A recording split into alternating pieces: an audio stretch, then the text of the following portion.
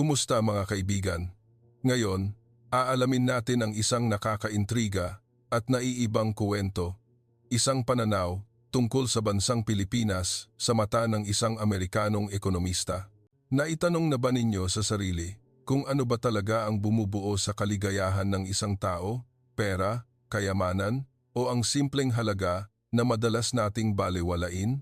Samahan ninyo akong simulan ang paglalakbay na ito upang alamin kung bakit nasabi ng isang Amerikanong ekonomista na ang mga Pilipino, kahit hindi mayaman sa materyal na bagay, ay mas masaya kaysa sa maraming tao sa mga mauunlad na bansa. Ano ang inyong opinyon dito? Totoo bang hawak ng mga Pilipino ang sikreto ng kaligayahan na hinahanap ng buong mundo? Tuklasin natin ang kuwentong ito. Nagsimula ang kuwento isang maagang umaga ng Taglagas sa isang maliit na kapihan sa loob ng Intramuros, Maynila. Ang mga patak ng kapeng barako ay dahan-dahang nahuhulog sa luma at plata na salaan, nagpapalabas ng matapang na amoy na humahalo sa malamig na simoy ng hangin ng Oktubre. Si Professor James Carter, isang kilalang ekonomista mula sa Harvard University, ay nakaupo sa sulok ng kapihan, may hawak na maliit na notebook at matiyagang pinagmamasdan ang dumadaan sa kalye. Dumating siya sa Pilipinas upang magsaliksik tungkol sa Happiness Index, isang konsepto na inilaan niya ang buong karera upang maunawaan. Ngunit ngayon, wala siyang daladalang mga chart o tuyong datos. Sa halip, gusto niyang maramdaman, mabuhay at makisalamuha sa pang-araw-araw na buhay ng mga tao rito. Hindi bago kay James ang mga paglalakbay. Nakapunta na siya sa mahigit 40 bansa, mula sa mararangyang lungsod tulad ng New York at Tokyo hanggang sa mahihirap na lugar sa Africa. Ngunit ang Pilipinas ay may ibang dating sa kanya. Mula nang tumapak siya sa Ninoy Aquino International Airport, nabighani na siya sa kasiglahan, sa mainit ng ngiti ng mga tao sa paligid at sa paraan kung paanong ang mga tao ay tila laging nakakahanap ng tuwa sa pinakasimpleng bagay. Naitanong niya sa sarili, paano nagagawang mamuhay ng masaya ng isang bansa kung saan ang per capita income ay maliit na bahagi lamang kumpara sa Estados Unidos? Sa unang araw niya sa Maynila, nagpa siyang maglakad-lakad si James sa paligid ng Luneta Park. Nakita niya ang mga matatanda na nag-ehersisyo sa umaga, ang mga grupo ng kabataan na nagtatawanan sa tabi ng parke, at ang mga naglalako na nagtutulak ng kanilang kariton na puno ng sariwang prutas. Ang lahat ay tila napakasimple ngunit nagpapahiwatig ng matinding sigla. Huminto siya sa isang nagtitinda kung saan si Aling Tess, isang matandang babae, ay nagbebenta ng mga mainit na pandesal at kakanin. Ang matandang babae, na may maamo at mapagmahal na ngiti, ay inalok siya ng isang mainit na pandesal. Kahit hindi gutom si James, kinuha niya ito upang makipag-usap sa kanya. Sa ilang pagbati, nalaman niya na si Aling Tess, mahigit 70 anyos na, at ang kaniyang kariton ng pandesal at puto, ang pinagkukunan niya ng buhay sa loob ng ilang dekada. Ikinuwento ni Aling Tess na hindi naging madali ang buhay niya. Maagang namatay ang kanyang asawa at siya ay mag-isang nagpalaki sa 3 anak. Ngayon, may sarili ng pamilya ang mga anak niya, ngunit lumalabas pa rin siya araw-araw upang magbenta upang kumita at, tulad ng sabi niya, upang makita ang mga tao at maramdaman na may silbi pa siya. Nagulat si James nang marinig na sa kabila ng pagod sa trabaho, masaya pa rin siya. Ang kaligayahan ay ang mabuhay, ang magtrabaho, ang makita ang aking mga anak at apo na malulusog, sabi ni Aling Tess, na nagniningning ang mga mata sa tuwa. Dali-daling nagtala si James. Pakiramdam niya ay nakahanap siya ng mahalagang piraso sa puzzle ng kaligayahan na matagal na niyang hinahanap. Sa loob ng unang linggo, nagpatuloy si James sa kanyang paglalakbay. Pumunta siya mula Maynila, patungong Vigan, pagkatapos ay sa Cebu City, at sa wakas ay sa isang maliit na bayan sa Palawan. Sa bawat lugar, nakakilala siya ng ordinaryong tao, gumagawa ng ordinaryong trabaho, ngunit may isang pagkakatulad, sila ay laging nakangiti. Sa Vigan, nakilala niya si Manong Jose, isang tricycle driver. Ikinuwento ni Manong Jose na naghahatid siya ng pasahero mula umaga hanggang gabi, ngunit sinisikap niyang panatilihing masaya ang kanyang saloobin. Dahil ang ngiti ko ay nagpapasaya sa pasahero at sumasaya na rin ako, sabi niya. Naitanong ni James sa sarili kung ang ngiting iyon ay bahagi ba ng kultura ng Pilipinas, isang bagay na nakatanim na sa puso ng mga tao rito. Sa Cebu City, dumalo si James sa isang pagtitipon ng pamilya ng isang kaibigan niyang Pilipino na nakilala niya sa isang economic seminar. Ang kainan ay naganap sa isang maliit na bahay sa isang luma-luma na barangay sa Cebu na may mga tradisyonal na pagkain tulad ng sinigang na hipon, lechon kawali, at malulutong na lumpiang Shanghai. Ang nakapukaw ng atensyon ni James ay hindi ang karangyaan ng pagkain kundi ang pakikitungo ng bawat miyembro ng pamilya sa isa't isa. Sila ay nagtatawanan, nagbabahagi ng mga kwento at hindi nag-aatubiling magpahayag ng pagmamahal. Nagkuwento ang lolo tungkol sa nakaraan, ang mga bata ay nagtatanong at ang nanay ay patuloy na nagsasandok ng pagkain para sa lahat. Napagtanto ni James na ang kaligayahan dito ay hindi nagmumula sa kayamanan kundi sa pagkakaisa at sa matibay na pagmamahalan ng pamilya. Nang dumating siya sa Palawan, nasaksihan ni James ang isang tagpo na hindi niya malilimutan. Isang hapon ng tag-ulan, nakita niya ang isang grupo ng mga mangingisda na magkakasamang nag-aayos ng kanilang bangka at mga lambat sa baybayin. Sa kabila ng malakas na ulan, sila ay umaawit ng mga katutubong awitin, nagtatawanan at nagtutulungan. Inanyayahan ni Kuya Ben, isang mangingisda, si James sa bahay niya para uminom ng tsaa. Ang bahay ni Kuya Ben ay simpleng kubo lamang, na may yero na bubong, ngunit puno ito ng tawanan. Ikinuwento ni Kuya Ben na hindi madali ang buhay ng mangingisda, ngunit lagi siyang nakadarama ng kasapatan. Mayroon kaming isda na kakainin, may mga kaibigan na makakasalo, at mayroon kaming dagat at kalikasan na pasasalamatan, sabi niya.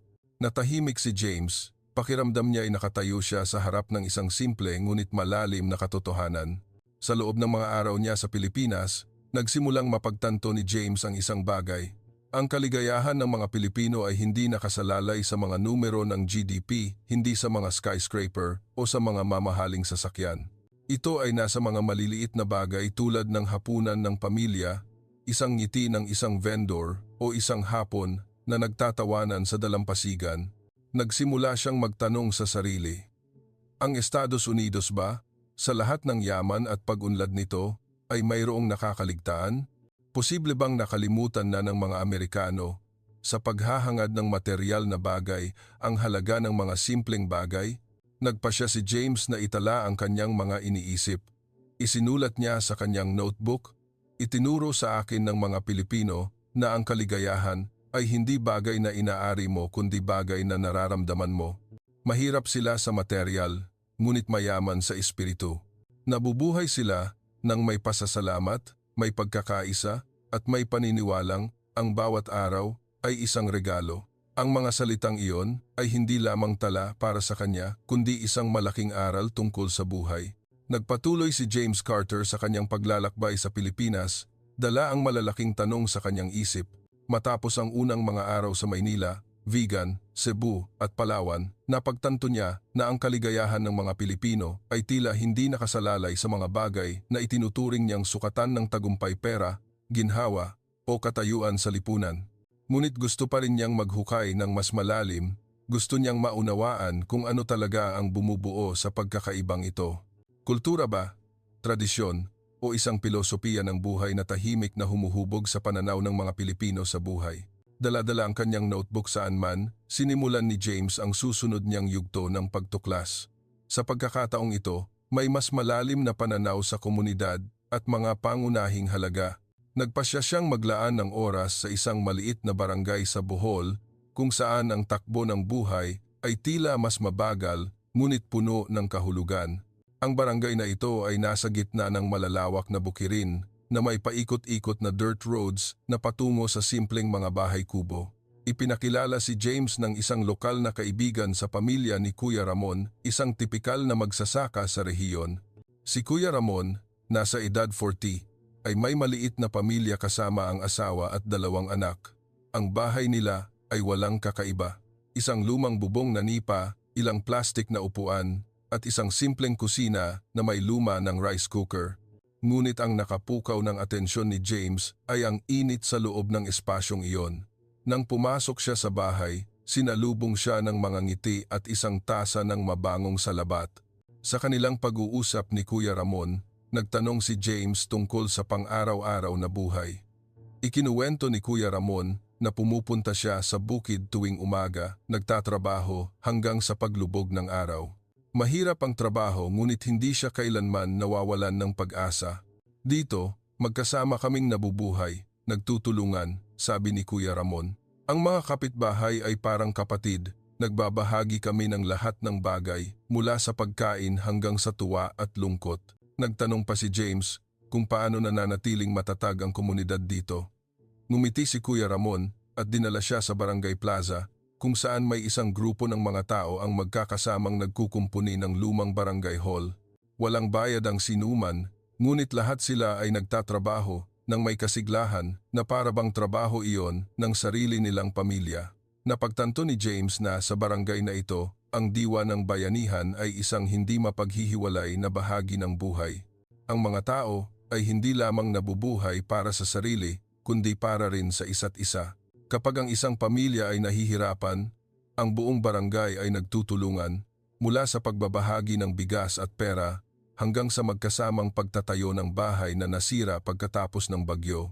Nakita ni James na ang diwa ng komunidad dito ay napakalakas, kaya nagiging isang invisible force ito na tumutulong sa mga tao na malampasan ang kahirapan at makahanap ng tuwa sa pagbabahagi. Nagsimula siyang maghambing sa Estados Unidos, kung saan ang individualism ay tila nangingibabaw at ang mga tao ay kung minsan nakadarama ng kalungkutan sa gitna ng mataong mga lungsod. Isang gabi, inanyayahan si James na dumalo sa isang maliit na barangay fiesta. Ito ay isang pagtitipon kung saan ang mga tao ay nagpapasalamat sa patron at humihiling ng magandang ani. Sa ilalim ng maliwanag na buwan, nagtipon ang buong barangay sa paligid ng simpleng mga handaan ng lechon, puto at lambanog. Ang mga katutubong awit ay umaalingaw-ngaw na humahalo sa tawanan ng mga bata. Kahit hindi lubos na naiintindihan ni James ang mga liriko, naramdaman niya ang init at pagmamalaki sa bawat tono. Nagtanong siya sa isang matanda sa barangay, si Lolo Poldo, tungkol sa kahulugan ng pista. Ipinaliwanag ni Lolo Poldo, "Ginagawa namin ito upang alalahanin ang aming pinagmulan, upang magpasalamat sa kung ano ang mayroon kami, at upang turuan ang aming mga apo tungkol sa gratitude." Tumango si James, pakiramdam niya ay nahipo niya ang isang malalim na bahagi ng kulturang Pilipino. Ang mga araw niya sa Bohol ay nakatulong kay James na mas maunawaan ang papel ng tradisyon at pananampalataya sa pagdadala ng kaligayahan. Ang mga Pilipino, kahit mahirap, ay laging may matibay na pananampalataya sa mga espiritual na halaga. Naniniwala sila na ang buhay ay hindi lamang tungkol sa kung ano ang nangyayari ngayon, kundi pati na rin sa koneksyon sa nakaraan at sa hinaharap. Ang mga pista, ang mga kwento tungkol sa mga ninuno, o maging ang simpleng mga hapagkainan ay paraan nila upang makahanap ng kahulugan sa buhay. Nagtala si James, ang kaligayahan ng mga Pilipino ay hindi lamang nagmumula sa kasalukuyan kundi pati na rin sa koneksyon sa pinagmulan. Nabubuhay sila nang may pakiramdam na sila ay bahagi ng isang mas malaking kuwento. Pag-alis sa Bohol, pumunta si James sa Davao City, isang lungsod na mabilis na umuunlad. Gusto niyang makita kung binabago ba ng takbo ng buhay sa siyudad ang paraan ng paghahanap ng kaligayahan ng mga Pilipino. Dito, nakilala niya si Ate Liza, isang 30 anyos na office worker. Si Ate Liza ay nagtatrabaho sa isang tech company na may abalang schedule mula umaga hanggang gabi. Ngunit ang nakagulat kay James ay sa kabila ng presyon sa trabaho, naglalaan pa rin si Ate Liza ng oras tuwing weekend upang umuwi at bisitahin ang pamilya, sumali sa mga gawaing charity at nagme-meditate pa upang panatilihing payapa ang kanyang kaluluwa. Sa siyudad, mas mabilis ang lahat, ngunit sinisikap kong panatilihin ang mga halaga na itinuro ng aking pamilya, ibinahagi ni Ate Liza. Mamuhay ng simple, makontento, at tumulong sa iba hanggat maaari. Napagtanto ni James na kahit sa malalaking lungsod, kung saan unti-unting nagbabago ang modernong buhay, pinananatili pa rin ng mga Pilipino ang kanilang mga pangunahing halaga. Hindi nila hinahayaang tangayin ng mabilis na takbo ng buhay ang kanilang pagkakakilanlan. Nagkuwento pa si Ate Liza tungkol sa isang grupo ng mga kaibigan niya na madalas mag-organisa ng mga fundraising upang tulungan ang mga mahihirap na bata sa mga bundok. Hindi kami mayaman, ngunit gusto naming magbahagi, sabi niya, naantig si James. Sa Amerika, bihira niyang makita ang mga kabataan na handang magbigay ng kanilang oras at pera para sa iba nang hindi umaasa ng anumang kapalit. Bago umalis sa Davao, sumali si James sa isang meditation class na inorganisa ng isang lokal na simbahan, retreat center. Sa ilalim ng gabay ng isang madre, pari, natutunan niya kung paano mag-focus sa hininga, pakawalan ang mga alalahanin at maghanap ng kapayapaan sa loob. Kahit maikli lang ang klase, nakaramdam si James ng ginhawa na bihira niyang maranasan. Sinabi ng madre, pari sa kanya, ang kaligayahan ay hindi bagay na hinahanap mo sa labas. Ito ay nasa loob mo kapag marunong kang makontento at magpasalamat. Nag-isip ng malalim si James sa pahayag na iyon.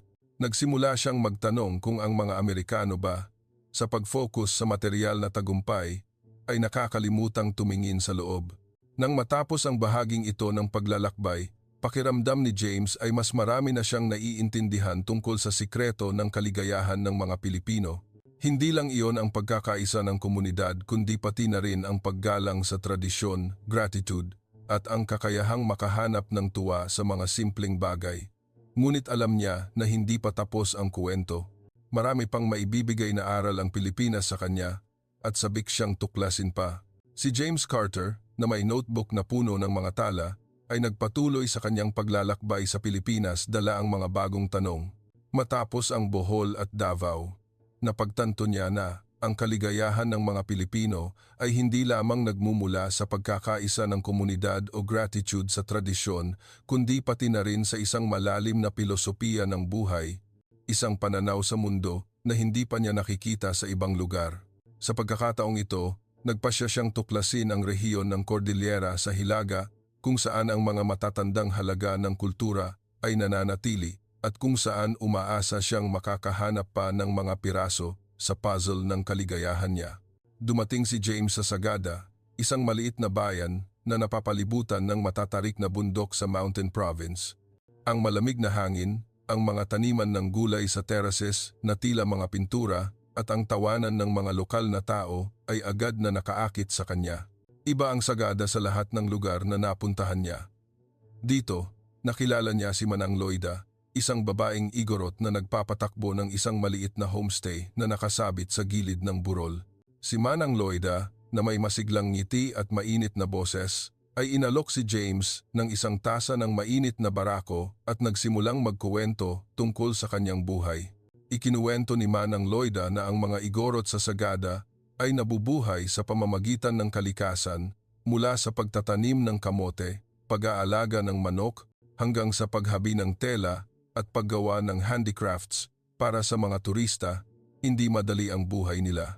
Malamig ang taglamig, maputik ang mga kalsada kapag tag-ulan, at ang kita ay pangunahing nakasalalay sa turismo.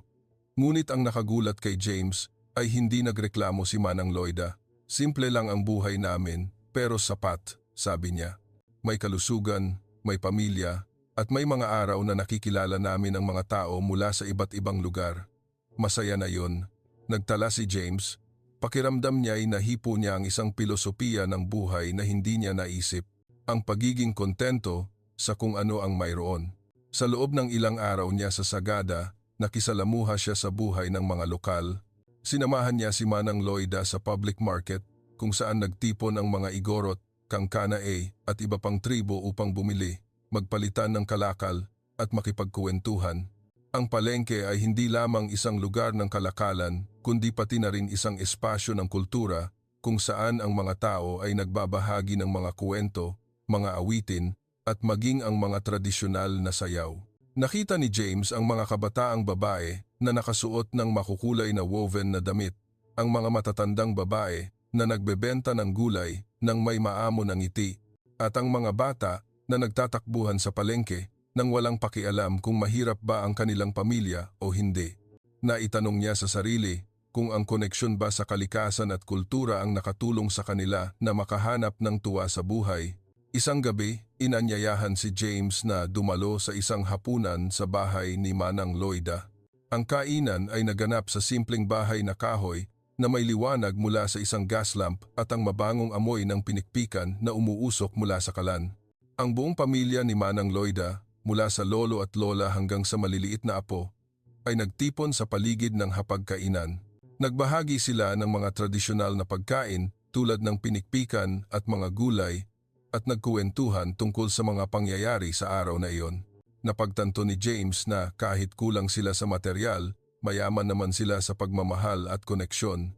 Isinulat niya sa kanyang notebook, ang kaligayahan dito ay hindi ang pagkakaroon ng marami, kundi ang pagpapahalaga sa kung ano ang mayroon ka, gaano man ito kaliit.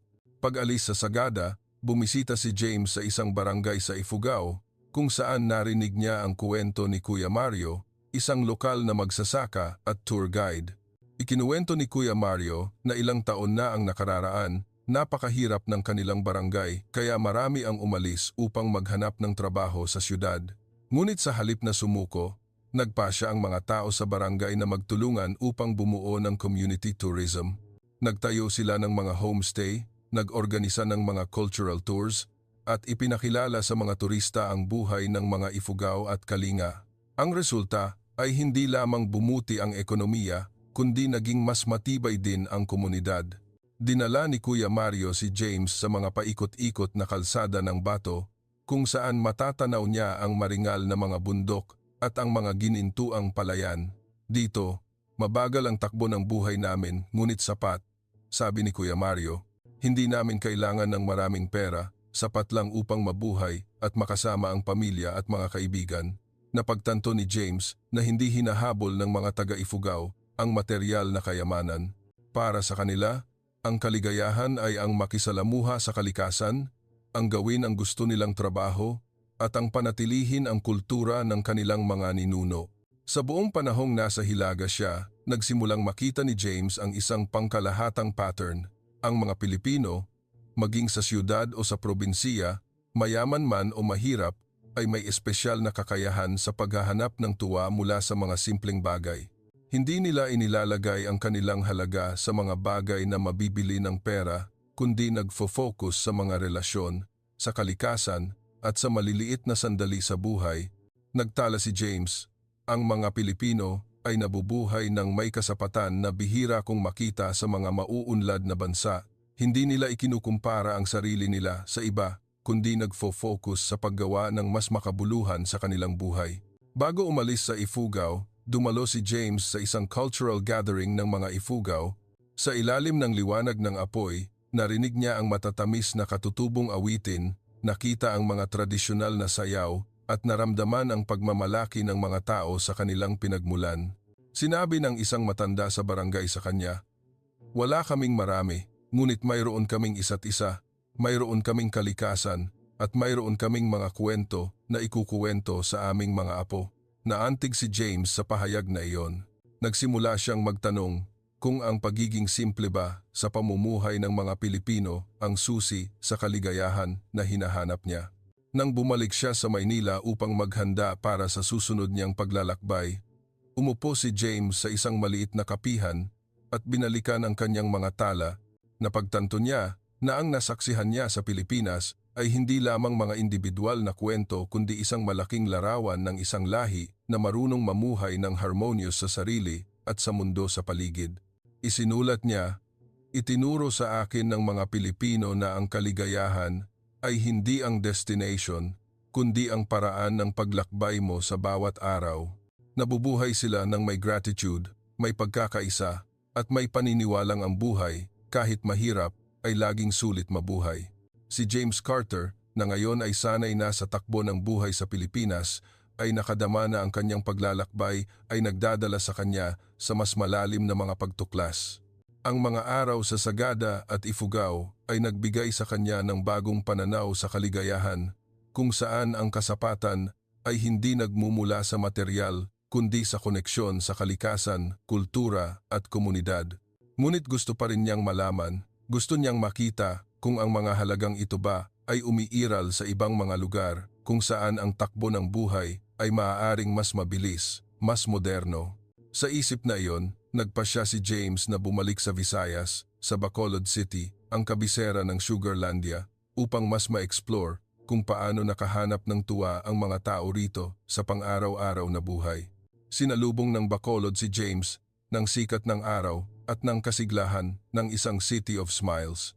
Pagdating pa lang niya, naakit na siya sa imahe ng mga bangkas na puno ng mga produkto na nagdaratingan sa baybayin, ang mga maliliit na kalsada na may mga tindahan ng masarap na piyaya at ang boses ng pagbebenta na umaalingaw-ngaw mula sa market area.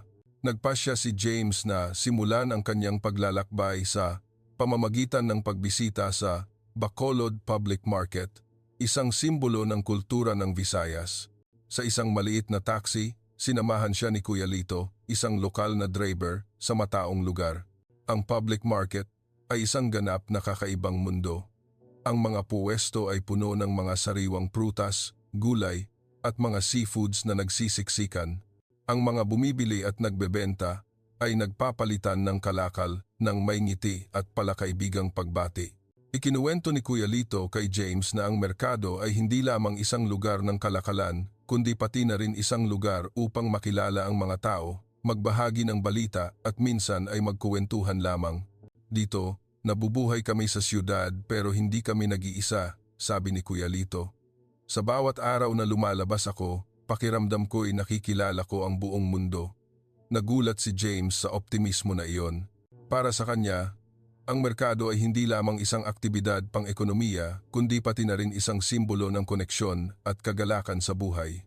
Sa umaga sa merkado, nakilala ni James si Ate Linda, isang tindera ng prutas na higit 20 taon nang nagtatrabaho sa lugar. Si Ate Linda, na may sun-kissed na balat at masiglang ngiti, ay nagkuwento na nagsimula siya sa trabaho noong bata pa siya na ipinagpapatuloy ang tradisyon ng pamilya. Mahirap ang trabaho pero masaya, sabi niya. Gusto kong makita ang mga tao, gusto kong marinig ang kanilang mga kuwento at gusto ko ang pakiramdam na nabubuhay ako sa gitna ng kasiglahan. Nang tanungin ni James kung kailanman ay ninais niya ang ibang buhay, umiling si Ate Linda, "Hindi ko kailangan ng malaking bahay, may kalusugan ako, may trabaho, may mga customer, sapat na iyon."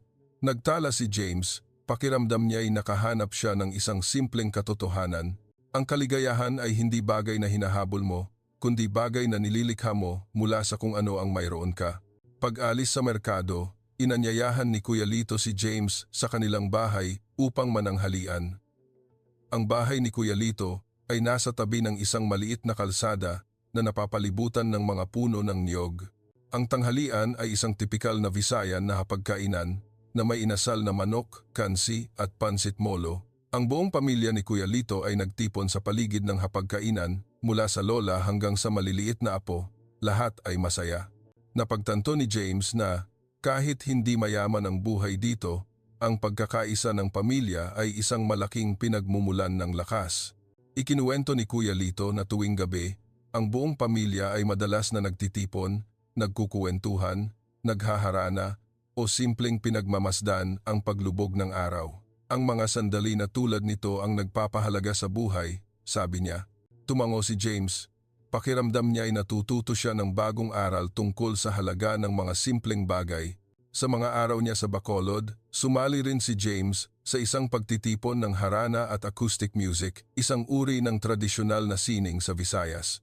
Sa ilalim ng buwan, sa tabi ng dagat, ang mga amateur na musikero ay tumutugtog ng gitara at umaawit ng mga matatamis na melodiya tungkol sa pag-ibig, buhay at bayan. Kahit hindi niya lubos na naiintindihan ang mga liriko, naakit si James sa emosyon sa bawat tono. Ipinaliwanag ng isang matandang musikero, si Lolo Ruben, sa kanya, ang musika ay hindi lamang tunog, kundi ang paraan namin upang ipahayag ang aming kaluluwa. Tinutulungan kami nitong kalimutan ang pagod at makahanap ng tuwa sa buhay.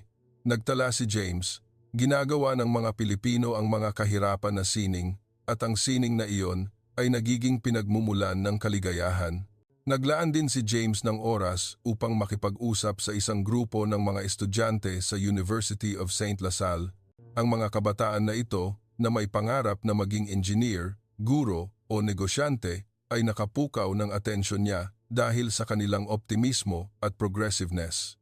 Ibinahagi ni Bea, isang estudyante, "Alam naming wala kaming maraming kondisyon, tulad ng mga kaibigan namin sa malalaking syudad. Ngunit naniniwala kami na basta't magsisikap kami at mamumuhay ng may dignidad, lahat ay magiging maayos. Napagtanto ni James na kahit ang henerasyon ng kabataan na nabubuhay sa panahon ng teknolohiya ay pinananatili pa rin ang mga tradisyonal na halaga tulad ng gratitude, tiyaga at pananampalataya sa kinabukasan. Bago umalis sa Bacolod, naglakad-lakad si James sa baybayin ng Bacolod Baywalk isang gabi.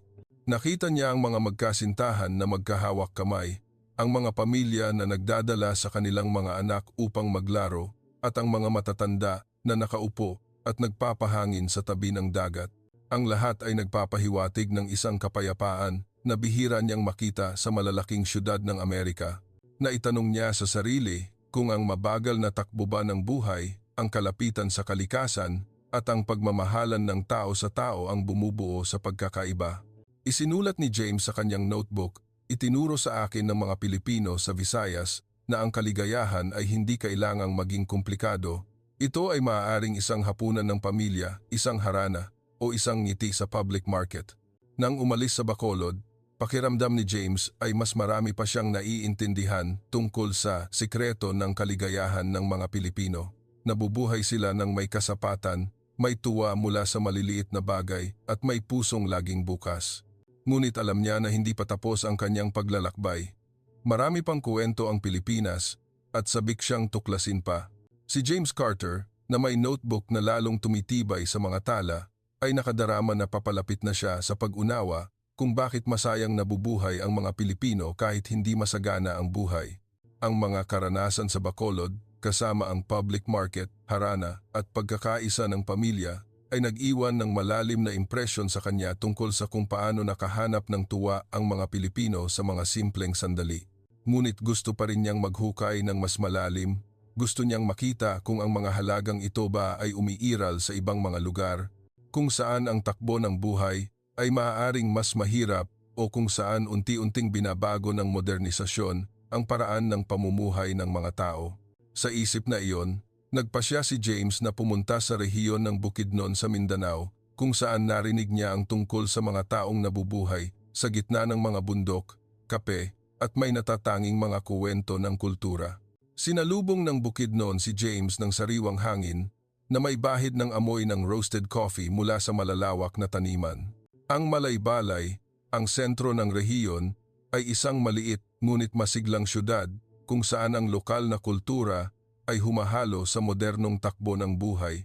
Ipinakilala si James ng isang kaibigan sa tribong Talaandig, isang lumad na komunidad kung saan umaasa siyang makakahanap pa ng mga sagot tungkol sa kaligayahan.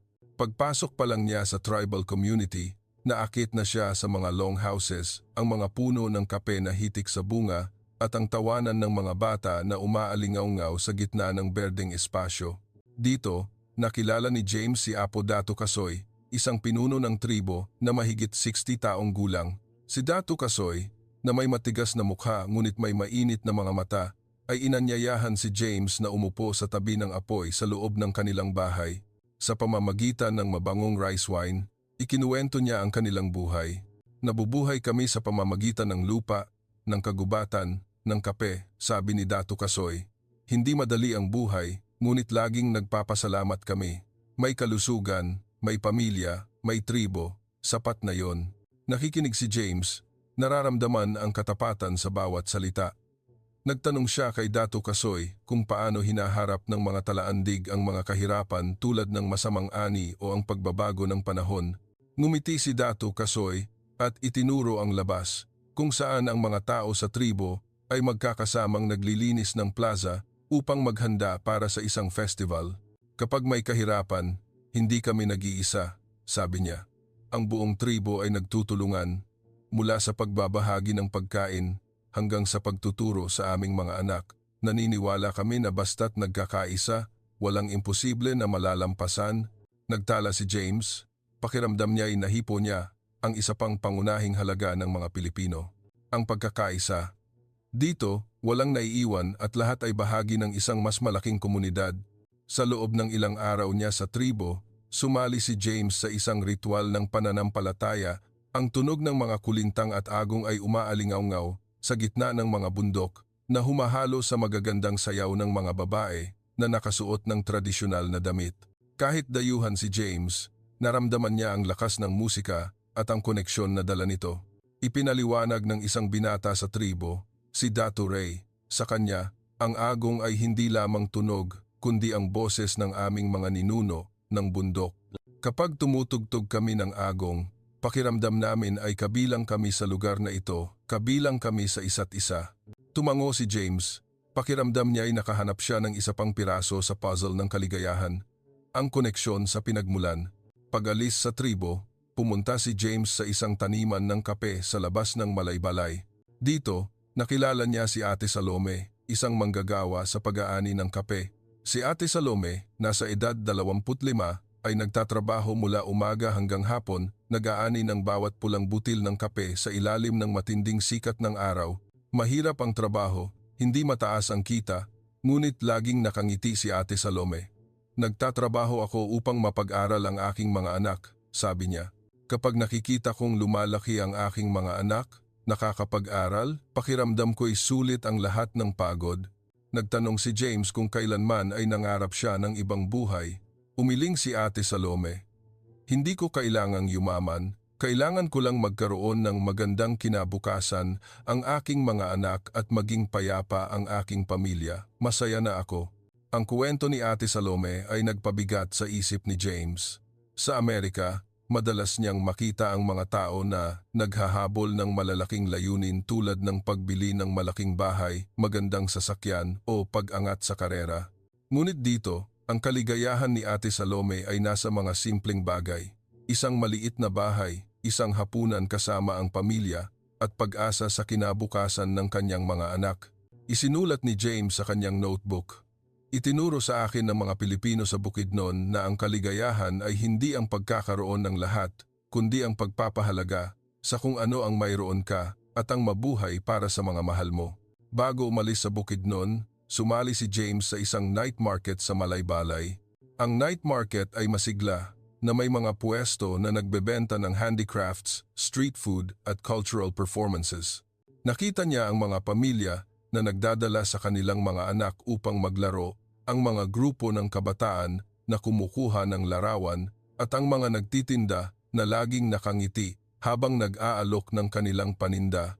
Si Kuya Nestor, isang nagtitinda ng turon, ay nakipag-usap kay James habang nagluluto ng bawat ginintuang turon. Hindi ako kumikita ng malaki sa paggawa nito, pero gusto ko, sabi ni Kuya Nestor.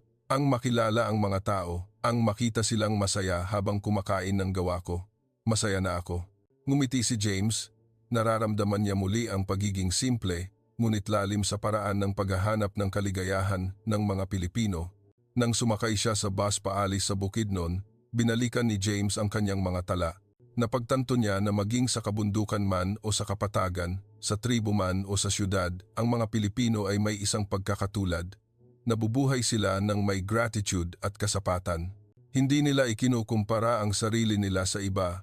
Hindi sila naghahabol ng mga walang kabuluhang bagay, kundi nagfo-focus sa mga pangunahing halaga pamilya, komunidad, at ang koneksyon sa kultura at kalikasan. Isinulat ni James, ang kaligayahan ng mga Pilipino ay hindi bagay na masusukat mo sa pera o materyal. Ito ay isang estado ng kaluluwa, isang paraan ng pamumuhay na natututunan ko bawat araw. Si James Carter, na may notebook na lalong tumitibay sa mga tala, ay nakadarama na papalapit na siya sa pag-unawa sa sikreto ng kaligayahan ng mga Pilipino. Ang mga araw sa Bukidnon, sa gitna ng mga tribo at taniman ng kape, ay nagpakita sa kanya na ang kaligayahan ay hindi lamang nagmumula sa pagkakaisa ng komunidad o pagmamahal sa pamilya, kundi pati na rin sa isang pilosopiya ng buhay na marunong makontento, magpasalamat at laging nakakahanap ng tuwa sa mga simpleng bagay.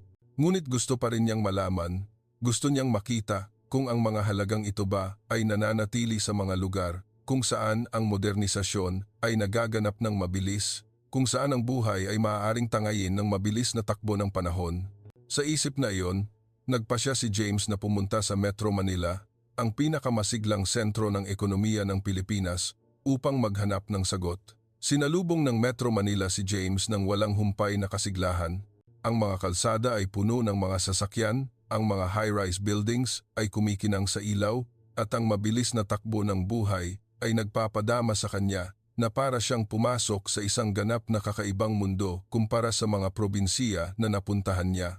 Ngunit sa gitna ng kasiglahan na iyon, nakita pa rin ni James ang mga katangian ng mga Pilipino, ang mga masisiglang food stalls sa kalye, ang palakaibigang ngiti ng mga dumadaan, at ang mga maliliit na sulok ng kapayapaan sa gitna ng syudad.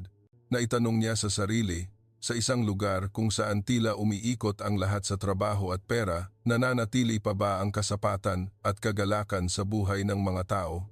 Tulad ng sa ibang mga rehiyon, sinimulan ni James ang kanyang paglalakbay sa Manila sa pamamagitan ng pagbisita sa isang street coffee stall sa Makati. Ang stall ay maliit lamang, may ilang plastik na upuan at isang kariton ng kape, ngunit laging maraming customer. Ang may-ari, si Kuya Leo, isang lalaking nasa edad 40, ay laging nakangiti habang nakikipag-usap sa mga customer. Ikinuwento niya na dati siyang nagtatrabaho sa isang malaking kumpanya, ngunit pagkatapos ng maraming taon ng pagkadama ng presyon, nagpasya siyang mag-resign upang magtayo ng sarili niyang coffee stall. Sa kumpanya, mas malaki ang kita ko, pero hindi ako masaya, sabi ni Kuya Leo. Ngayon, mas kaunti ang trabaho ko, mas kaunti ang kita, ngunit sa bawat araw na nakikilala ko ang mga customer, nakikipagkuwentuhan, pakiramdam ko'y mas makabuluhan ang buhay ko. Nagpabigat sa isip ni James ang kuwento ni Kuya Leo. Sa Amerika, madalas niyang makita ang mga tao na naglalayong kumita ng malaki, umangat sa karera, na para bang iyon ang tanging daan patungo sa kaligayahan. Ngunit si Kuya Leo at marami pang Pilipino na nakilala niya ay tila may ibang pananaw. Hindi sila nag-aatubiling talikuran ang mga prestige na bagay kapalit ng kapayapaan ng kaluluwa. Nagtala si James, itinuro sa akin ng mga Pilipino sa Manila na ang kaligayahan ay hindi ang paghahabol sa kung ano ang itinuturing ng lipunan na tagumpay kundi ang paghahanap ng tuwa sa kung ano ang nagpapadama sa iyo ng kasapatan. Sa mga araw niya sa Metro Manila, sumali si James sa isang pagtitipon ng isang grupo ng mga voluntaryong kabataan. Ang grupo, pinamumunuan ni Ate Karen, isang 25 anyos na marketing officer, ay madalas na nag-oorganisa ng mga aktibidad upang tulungan ang mga bata sa kalye at mga homeless. Ibinahagi ni Ate Karen na inilalaan niya ang halos lahat ng kanyang bakanteng oras sa pagiging voluntaryo. Wala akong maraming pera, ngunit may oras at lakas ako, sabi niya. Ang pagtulong sa iba ay nagpaparamdam sa akin na makabuluhan ang buhay ko. Nagulat si James na makita ang mga kabataan tulad ni Ate Karen na kahit abala sa trabaho at buhay sa syudad ay handa pa ring maglaan ng oras para sa komunidad. Isinulat niya, ang kabaitan at compassion ay tila isang natural na bahagi ng pamumuhay ng mga Pilipino. Bumisita rin si James sa isang night market sa Quiapo, isang lugar na masigla sa mga pwesto ng damit at souvenirs. Nakilala niya si Manang Sally, isang tindera ng lugaw sa merkado. Ikinuwento ni Manang Sally na bawat araw, gumigising siya ng 3 ng umaga upang maghanda ng lugaw at nagtitinda hanggang gabi. Mahirap ang trabaho, ngunit laging nakangiti siya. Ang mga customer ko ay nagsasabing, masarap ang lugaw ko. Masaya na ako buong araw, sabi niya. Nagtanong si James kung napapagod ba siya sa trabaho. Umiling si Manang Sally. Napapagod? Oo, ngunit gusto kong magtrabaho. Nakakatulong ito sa akin na mapakain ang aking mga anak at pakiramdam ko'y mapalad ako dahil malakas pa akong magtrabaho. Napagtanto ni James na kahit sa isang malaking syudad tulad ng Manila, pinananatili pa rin ng mga tao ang optimismo at gratitude. Isang gabi, inanyayahan si James na dumalo sa isang hapunan ng pamilya sa bahay ng isang kaibigan sa Quezon City. Ang kainan ay naganap sa isang maliit na bahay na may mga pamilyar na pagkain tulad ng adobong manok, ginataang gulay, at paksiw na isda. Ang nakapukaw ng atensyon ni James ay ang pakikitungo ng bawat miyembro ng pamilya sa isa't isa. Nagtatawanan sila, nagkukuwentuhan, at hindi nag-aatubiling magpahayag ng pagmamahal. Ibinahagi ng isang tita sa pamilya na kahit mahal ang buhay sa Manila, sinisikap nilang panatilihin ang tradisyon ng pagtitipon tuwing linggo. Ito ang paraan namin upang panatilihin ang init ng pamilya, sabi niya. Nagtala si James. Kahit sa malaking siyudad, pinahahalagahan pa rin ng mga Pilipino ang mga halaga ng pamilya at iyon ang pinakamalaking pinagmumulan ng kaligayahan nila. Bago umalis sa Metro Manila, bumisita si James sa isang maliit na simbahan sa Sampaloc. Sa ilalim ng gabay ng isang pari, sumali siya sa isang maikling sesyon ng pagdarasal, pagninilay. Sinabi ng pari sa kanya, ang kaligayahan ay hindi bagay na hinahanap mo sa labas, kundi bagay na pinapalago mo sa loob ng iyong kaluluwa. Kapag marunong kang bitawan ang greed at mabuhay ng may gratitude, makikita mong sapat na ang lahat. Ang aral na iyon ay nagpatahimik kay James. Napagtanto niya na maging saan man, mula sa kabundukan ng Sagada hanggang sa siyudad ng Maynila, ang mga Pilipino ay may dalang isang simple ngunit malalim na pilosopiya ng buhay. Ang pagiging kontento ay kaligayahan. Nang sumakay siya sa bus paalis sa Manila, binalikan ni James ang kanyang mga tala. Napagtanto niya na kahit mas mabilis at mas moderno ang takbo ng buhay sa Metro Manila, pinananatili pa rin ng mga tao rito ang mga pangunahing halaga, kabaitan, gratitude at kagalakan sa mga simpleng bagay. Isinulat niya, itinuro sa akin ng mga Pilipino sa Manila na ang kaligayahan ay hindi nakasalalay sa kung saan ka nakatira kundi sa kung paano mo piniling mamuhay. Nabubuhay sila ng may pusong bukas at iyon ang bumubuo sa pagkakaiba. Si James Carter, na ang paglalakbay ay umabot sa maraming rehiyon ng Pilipinas, ay nakadarama na unti-unti niyang nabubuo ang huling mga piraso sa larawan ng kaligayahan ng mga Pilipino. Ang mga karanasan sa Metro Manila ay nagpakita sa kanya na kahit sa modernong takbo ng buhay, pinananatili pa rin ng mga Pilipino ang optimismo, gratitude at diwa ng pagbabahagi. Ngunit gusto pa rin niyang tiyakin muli. Gusto niyang makita kung ang mga halagang ito ba ay makikita sa ibang konteksto, kung saan ang buhay ay maaaring maapektuhan ng pagbabago sa ekonomiya at lipunan. Sa isip na iyon, nagpasya si James na pumunta sa El Nido, Palawan, ang isla ng Perlas, na mabilis na umuunlad bilang isang internasyonal na destinasyon ng turista upang tuklasin kung paano tinutukoy ng mga tao roon ang kaligayahan. Sinalubong ng El Nido si James ng asul na tubig, mga puno ng niyog na nakahilig sa baybayin at sariwang hangin na may amoy ng asin. Ngunit bukod sa natural na kagandahan, nakita niya ang malinaw na pagbabago. Ang mga luxury resorts ay nagsisulputan, ang mga bagong kalsada ay itinatayo, at ang daloy ng mga turista ay masigla. Naitanong ni James sa sarili kung binabago ba ng pag-unlad ng turismo ang paraan ng pagtingin ng mga lokal sa kaligayahan. Sinimulan niya ang kanyang paglalakbay sa pamamagitan ng pakikipag-usap sa mga taong ipinanganak at lumaki sa isla. Sa isang maliit na fishing village sa tabi ng El Nido Town proper, nakilala ni James si Kuya Hilario, isang mangingisda na higit 30 taon nang kasama ng dagat. Si Kuya Hilario, na may suntanned na balat at maamo ng ngiti, ay inalok si James na sumakay sa kanyang bangka upang maranasan ang pangingisda sa umaga. Sa maliit na bangka na dumadaan sa mga alon, ikinuwento ni Kuya Hilario ang kanyang buhay. Mahirap ang buhay ng mangingisda, minsan isang araw wala akong nahuhuli, sabi niya. Pero sa bawat paglabas ko sa dagat, pakiramdam ko'y gumagaan ang loob ko. Nagbibigay sa amin ang dagat ng isda. Nagpapasalamat kami sa dagat. Nagulat si James sa pagiging kalmado ni Kuya Hilario. Kahit ang buhay ay nakasalalay sa kalikasan na puno ng kawalang katiyakan, nakahanap pa rin siya ng tuwa sa mga simpleng sandali tulad ng pagtingin sa sunrise sa dagat. Nang bumalik sila sa baybayin, inanyayahan ni Kuya Hilario si James na maghapunan sa kanilang bahay. Ang bahay niya ay nasa tabi mismo ng baybayin, simple, may ilang upuan na kahoy at isang maliit na kusina. Ang hapunan ay mga sariwang seafoods, inihaw na isda, adobong pusit at sinigang na hipon. Ang buong pamilya ni Kuya Hilario ay nagtipon, mula sa lola hanggang sa maliliit na apo, lahat ay masaya. Ikinuwento ni Kuya Hilario na kahit nagbabago ang El Nido, pinananatili pa rin ng pamilya niya ang ugali ng pagtitipon bawat araw. Kahit maraming turista, nabubuhay pa rin kami tulad ng dati, kumakain ng magkasama, nagkukuwentuhan, sabi niya. Nagtala si James. Itinuro sa akin ng mga Pilipino sa Palawan na kahit nagbabago ang mundo sa paligid, ang kaligayahan ay nananatili sa mga halagang hindi nagbabago tulad ng pamilya at pagkakaisa. Sa mga araw niya sa El Nido, bumisita si James sa isang pearl farm, isang industriya na mabilis na umuunlad sa isla.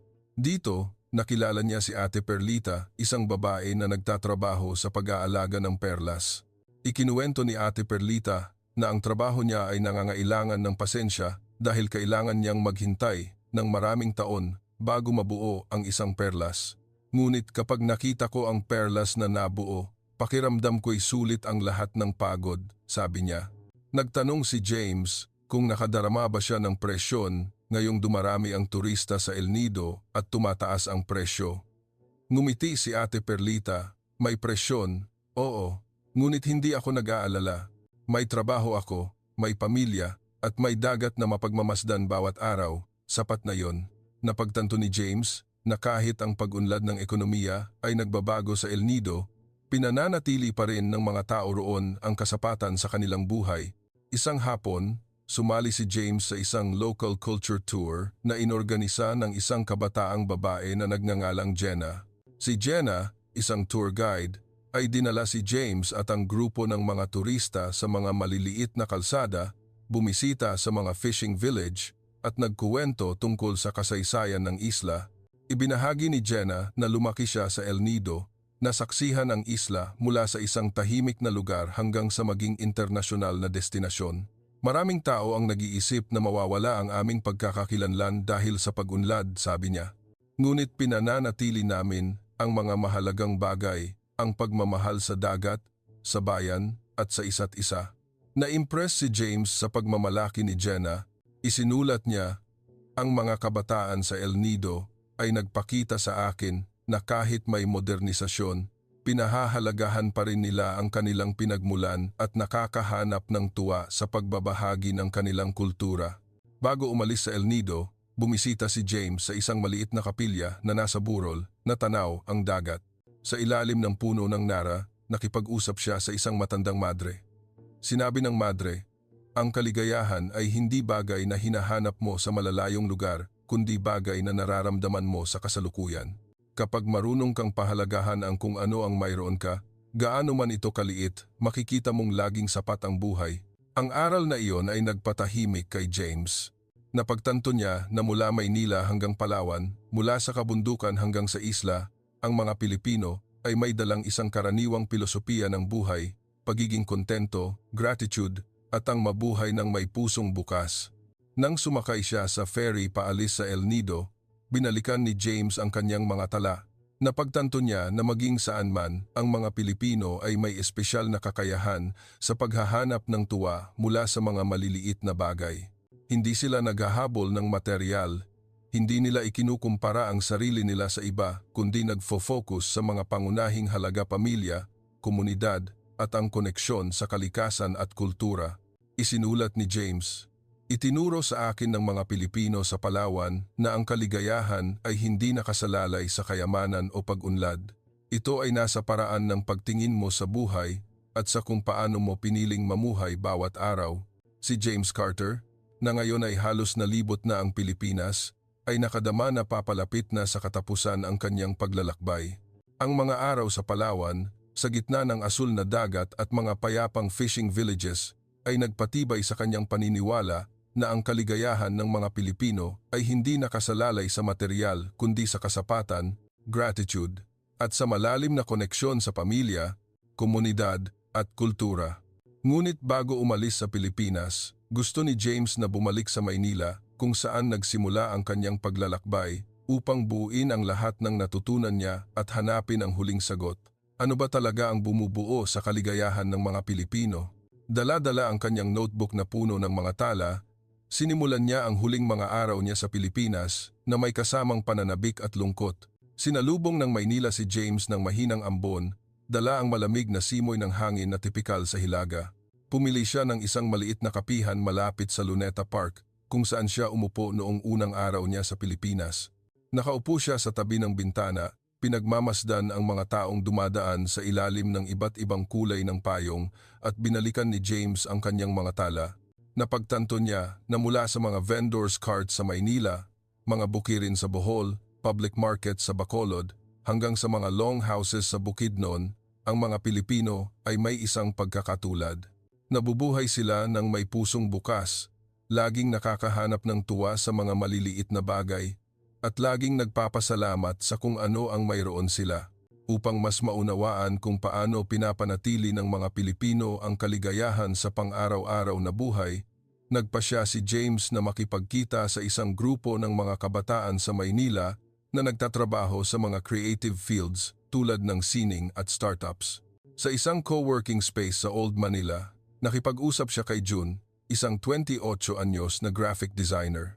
Ibinahagi ni June na kahit puno ng presyon ang trabaho niya, laging naghahanap siya ng paraan upang balansehin ito sa paglalaan ng oras para sa pamilya at mga kaibigan. Sa Maynila, mabilis ang takbo ng buhay, pero sinisikap kong panatilihin ang mga mabagal na sandali, sabi ni June. Ang paglalakad-lakad sa parke, ang pagkain ng goto o pares, o ang pakikipag-usap sa mga kaibigan, ganyan ako nagre-recharge. Nagtala si James.